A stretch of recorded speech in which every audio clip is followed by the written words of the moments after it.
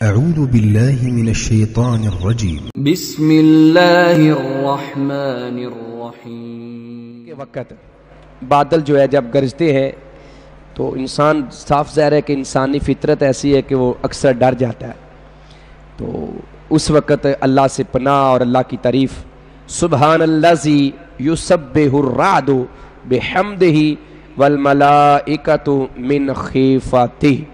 ویسے خیفاتی ہی ہے، وقفی حالت میں خیفاتی، پاک ہے وہ ذات جس کے خوف سے گرج اس کی تسبیح و حمد کرتی ہے۔ یعنی حقیقت یہ ہے کہ یہ جو بجلی جس کو ہم کہتے ہیں نا بجلی کی گرج یا بجلی کڑکتی ہم اپنی زبان میں کہتے ہیں،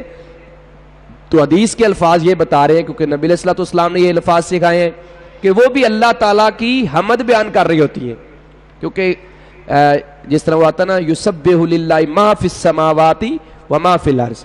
کہ جو کچھ آسمان اور زمین میں وہ سب کے سب اللہ کی تسبیح بیان کرتے ہیں۔ تو یہاں پاک ہے وہ ذات جس کے خوف سے گرج اس کی تسبیح و حمد بیان کرتی ہے یا حمد کرتی ہے، اور فرشتے بھی من خیفتہ کا لفظ پیچھے آ چکا ہے خوف سے، تو یہ دعا اس کے